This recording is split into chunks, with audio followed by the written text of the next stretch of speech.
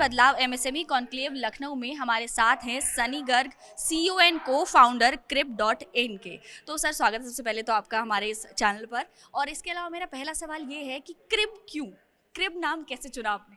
तो जब भी हम हॉस्टल पीजी की बात करते हैं इंडिया में, तो आप कभी भी किसी से पूछेंगे कि आपके हॉस्टल पीजी का एक्सपीरियंस क्या है, they start cribbing about it. And कहीं ना कहीं ना जो बच्चे होते हैं उनके जो पालना है उसको क्रिब बोला जाता है। एंड उस Palna stands for safety, security, comfort. तो and whenever it is about hostel PG, तो जब भी मम्मी पापा बच्चे को छोड़ते हैं, it is all about safety, comfort. तो जब हम लोगों ने ये 2-3 चीज़ें स्टडी करी इसके बारे में, यूएस में क्रिब का मतलब होम भी होता है। तो and we wanted to keep the name as short as possible, Ola, Uber, इस तरह का नाम रखना था, याद रहे जो। तो इसीलिए हम लोगों ने क्रिब नाम रखा कि आपने आज क्रिब सुन लिया तो आप 2 साल बाद में आपसे पूछूंगा क्रिब क्या है, आपको याद रहेगा कि हाँ यार एक कंपनी थी ऐसी। तो हम लोगों ने नाम इसलिए ऐसा रखा है। और आपको ये आइडिया कैसे आया ऐसे प्रॉपर्टीज को एक जगह एंगेज करने का? ये आइडिया आपको कैसे, आपने सोचा इसके बारे में? तो ये कहानी है, हम लोग कॉलेज में थे, रामजस कॉलेज में, and I was the president of the entrepreneurship cell of college. तो हम लोगों को ये था कि खुद का स्टार्टअप करना है, और जितने भी लोग आसपास थे कॉलेज में वही सब, ये हॉस्टल अच्छा नहीं है, पीजी अच्छा नहीं है।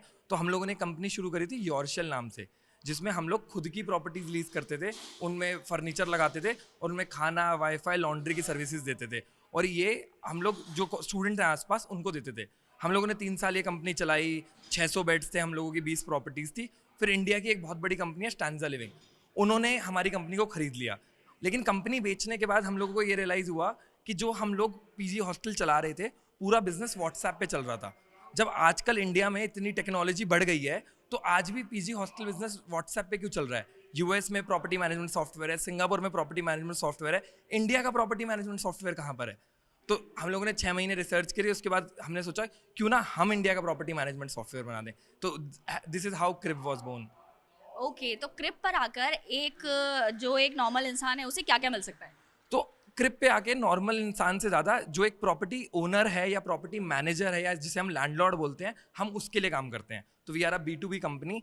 अगर आप एक लैंडलॉर्ड है जो आपके 100 टेनेंट्स हैं, तो अगर आपको हर महीने 1 तारीख को याद दिलाना है, तो जब हम लोगों के 600 बच्चे थे, मेरा दिन शुरू होता था सबको याद दिलाने से। फिर 1 तारीख को पेमेंट आ गई 50 लोगों की। अब मुझे पता ही नहीं है किन 50 लोगों की पेमेंट है, क्योंकि बैंक में आई है डायरेक्टली। 2 तारीख को किसको याद दिलाना है फिर? तो ये सारा कुछ ऑटोमेटिक रेंट रिमाइंडर भेजते हैं हम टेनेंट्स को, उनकी पेमेंट कलेक्ट करते हैं। फिर जिसकी पेमेंट आ जाती है उनको इनवॉइस इशू कर देते हैं, और अगले दिन फिर से पेमेंट भेज देते हैं। उसके अलावा जब भी आप किसी को रेंट करते हैं, आपको उनकी केवाईसी करानी होती है, एग्रीमेंट कराना होता है। तो हम लोगों ने बहुत सिंपल सिस्टम बनाया है। बच्चा अपनी मोबाइल ऐप पे अपने आधार कार्ड की फोटो डालेगा, हम वहाँ से आधार कार्ड नंबर उठाएंगे, गवर्नमेंट की साइट से कनेक्ट करेंगे और उसको OTP भेज देंगे। जैसे ही वो OTP डालेगा, उसका आधार कार्ड वेरीफाई हो जाएगा। आधार कार्ड से हम डिटेल्स फेच कर लेंगे, आपका एक एग्रीमेंट का फॉर्मेट है, उसमें वो आधार कार्ड डिटेल्स चली जाएंगी, और उसके बेसिस पे हम एग्रीमेंट बना देंगे जो बच्चा ऐप पे साइन कर सकता है। तो एग्रीमेंट भी हम करके देते हैं। उसके अलावा जितने भी बच्चे रहते हैं, उनकी कोई कंप्लेंट है, तो वो अपनी मोबाइल ऐप पे कंप्लेंट करेगा, लैंडलॉर्ड के ऐप पे कंप्लेंट आ जाएगी। वो अपने, जैसे खाने की कंप्लेंट है तो खाने के बंदे को साइन कर सकता है, बिजली की कंप्लेंट है तो बिजली के बंदे को साइन कर सकता है। ऐसे हम लोगों ने हर प्रोसेस को छोटे छोटे टुकड़ों में बांट के फीचर में कन्वर्ट किया है। ये मैंने आपको 3 फीचर बताए, ऐसे हमारे 25-30 फीचर्स हैं। ओके, तो अगले 5 साल के आपके क्या प्लान्स हैं? इसको और क्या एक्सपेंड करने के प्लान्स हैं? हम लोगों का मानना ये है अगले 5 साल में, जैसे आज स्विगी के बिना आप ना रेस्टोरेंट चला सकते इंडिया में, और ना खाना ऑर्डर कर सकते। तो we want to become that platform in India, कि अगर आपके दिमाग में पीजी, फ्लैट, हॉस्टल कुछ भी लेने का मन करे आपका, या कुछ भी चलाने का मन करे, तो आपको सिर्फ एक ही नाम याद आए, क्रिब।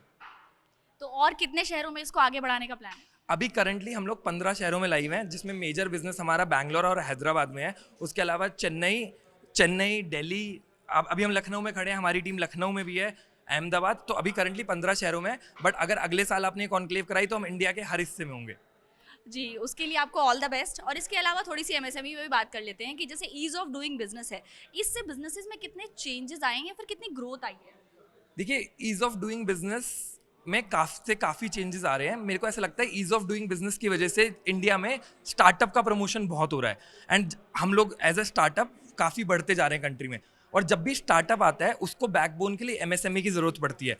मैंने आपको स्विगी का एग्जांपल दिया, स्विगी खुद खाना बना के नहीं भेजता, वहाँ पे बैक एंड पे कोई रेस्टोरेंट्स हैं बहुत सारे जो खाना बना के दे रहे हैं। हम फ्लिपकार्ट का एग्जांपल है, जो इंडिया की सबसे बड़ी, अभी मैं स्टेज पे भी यही बात कर रहा हूँ, जो इंडिया की सबसे बड़ी ई-कॉमर्स चेन है, वो खुद के प्रोडक्ट्स नहीं बेचती, कोई MSME है जो करके दे रही है। तो ये ईज ऑफ डूइंग बिजनेस की वजह से इंडिया में स्टार्टअप्स बढ़ते जा रहे हैं, जिसकी वजह से कहीं ना कहीं MSME की ग्रोथ काफ़ी होती जा रही है। सर कोरोना के टाइम में बहुत सारे स्टार्टअप शुरू हुए, ठीक है, बहुत सारे, हर किसी को एंटरप्रेन्योर बनना था बिकॉज अब उसके बाद उन स्टार्टअप्स की डाउनग्रेड होते गए, वो कुछ स्टार्टअप्स बंद हो गए, उनके पीछे बहुत सारे रीजंस थे। तो क्या आपको भी ऐसा कोई फंडिंग का क्रंच देखना पड़ा है? देखिए, फंडिंग का क्रंच नहीं देखा आपने तो आप किस बात के एंटरप्रेन्योर हैं। और मेरे को ऐसा लगता है अगर हम घर पे रोटी भी बनाते हैं तो हम आटा छानते हैं, और स्टार्टअप्स में भी ऐसा ही है कि 100 स्टार्टअप्स चालू होंगे तो छन के लास्ट में 5 ही बचेंगे। और कहते हैं ना, स्टार्टअप्स में मेन बात यही है कि आप कितनी तेज फाइट मार सकते हैं। ऐसा नहीं है कि फंडिंग का क्रंच हमें नहीं आता, टीम का क्रंच हमें नहीं आता, हमारा सॉफ्टवेयर कॉपी नहीं कर रहे लोग। मैं रोज सुबह उठता हूँ, एक नया चैलेंज होता है। लेकिन एंटरप्रेन्योरशिप जब हम लोगों ने डेफिनेशन पढ़ी थी बुक्स में या खुद एक्सपीरियंस की, entrepreneurship is all about fighting the odds. तो रोज एक नया चैलेंज है, उससे लड़ना है। अगर आपने गिव अप कर दिया तो आप किस बात के एंटरप्रेन्योर? जी बिल्कुल। तो एक आखिरी सवाल कि हमारी जागरण की जो बदलाव की पहल है, इसको आप कैसे देखते हैं? देखिए, आपने मुझे बैंगलोर से लखनऊ बुला लिया, अब इससे ज़्यादा क्या करेंगे। जो कहते हैं ना, इंडिया से अगर आप बात करो स्टार्टअप्स, तो सिर्फ बैंगलोर, दिल्ली, बॉम्बे, ये 3-4 जगहों का नाम होता है। हम लोगों ने पैसा उठाया है लखनऊ से, अहमदाबाद से, सूरत से, ऐसी सिटीज़ से भी। लखनऊ के काफ़ी बिल्डर्स, काफ़ी प्रोमिनेंट नेम्स हमारी कंपनी में इन्वेस्टर भी हैं। तो मुझे ऐसा लगता है अगर आप लोग ऐसे और इवेंट कराते रहेंगे तो ये स्टार्टअप कल्चर और बढ़ता रहेगा ऐसे शहरों में। तो Jagran which is a tier 2 tier 3 renowned newspaper, और ये सब कुछ अगर आप लोग ऐसे इवेंट कराएंगे तो जो कहते हैं ना, भारत के लिए स्टार्टअप्स बन रहे हैं। अभी इंडिया स्टार्टअप करता है, आप लोगों की वजह से भारत भी स्टार्टअप करने लगेगा। जी बिल्कुल करने लगेगा। और इसके साथ ही मैं एक ये भी आपसे पूछना चाहूँगी कि जो टियर 2 टियर 3 सिटीज़ की आपने बात की, तो इन टियर 2 टियर 3 सिटीज़ में एसएमई में या फिर एमएसएमई में आप कितनी ग्रोथ देख रहे हैं अगले 5 सालों की अगर हम बात करें तो?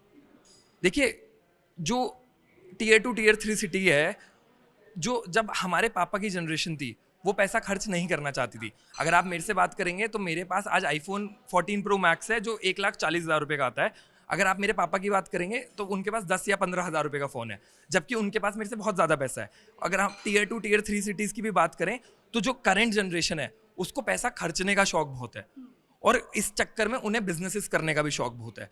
तो टियर 2 टियर 3 सिटीज़ से लोग मूव करते हैं टियर 1 सिटीज़ में, यहाँ से नए नए बिजनेसेस सीखते हैं और फिर वहाँ जाके टियर 2 टियर 3 में इंप्लीमेंट करते हैं। मेरे काफ़ी ऐसे दोस्त हैं जो दिल्ली पढ़ने आए, यहाँ से नई चीज़ें सीख के गए, अब गुवाहाटी में इंप्लीमेंट कर रहे हैं, अब या लखनऊ में इंप्लीमेंट कर रहे हैं। और कहीं ना कहीं जितनी भी वेब स्टार्टअप्स हैं, अब जैसे फ्लिपकार्ट बना है टियर 1 सिटीज़ के लिए, पर मीशो बना है टियर 2 टियर 3 सिटीज़ के लिए। वहाँ का कस्टमर भी टियर 2 टियर 3 का है और वहाँ का सप्लायर भी टियर 2 टियर 3 का है। और अब ना मैटर नहीं करता आप कौन से शहर से हैं, अगर आपको दिल्ली में प्रोडक्ट बेचना है तो आपको सिर्फ फ्लिपकार्ट पे लॉगिन करना है। तो इसको देखते देखते, और टियर 2 टियर 3 में ना कहीं लेबर कॉस्ट बहुत सस्ती है, प्रोडक्शन कॉस्ट बहुत सस्ती है। वहाँ पे किराया दुकान का 10,000 रुपये है, दिल्ली में जो किराया 50,000 रुपये है, और प्रोडक्ट सेम प्राइस का फ्लिपकार्ट पे बिक रहा है। तो मुझे ऐसा लगता है अगले 5 साल में टियर 2 टियर 3 में एमएसएमई और एसएमई में टियर 1 से बहुत ज़्यादा ग्रोथ है। एक मेरा ये सवाल है आपसे कि जैसे अभी जो यंगस्टर्स हैं उनके लिए एक रिपोर्ट आई थी कि वो जो हैं वो पैसा खर्चने में ज़्यादा बिलीव रखते हैं, ठीक है, तो आपका उनके लिए एक क्या मैसेज होगा एंटरप्रेन्योर बनने के लिए और इन सब चीज़ों? देखिए, मेरा ये मानना है जब भी बिजनेस की बात होती है आप जितने कंजूस हो सकते हैं उतने कंजूस होइए, लेकिन जब आपकी पर्सनल लाइफ की बात हो सकती है आप अच्छे से पैसा खर्च करिए, क्योंकि अगर आप पैसा नहीं खर्च करेंगे तो आपको मोटिवेशन नहीं आएगी काम करने की। तो मुझे ऐसा लगता है जितने भी यंगस्टर हैं पर्सनल लाइफ में पैसा खर्च करो ताकि तुम और कमाने की चाहत रख सको, लेकिन जब भी तुम एंटरप्रेन्योर बनो एक एक पैसा, एक एक कहते ना, एक एक रुपया ऐसे सोच के खर्च करो कि ये आखिरी है। आपका बहुत बहुत धन्यवाद।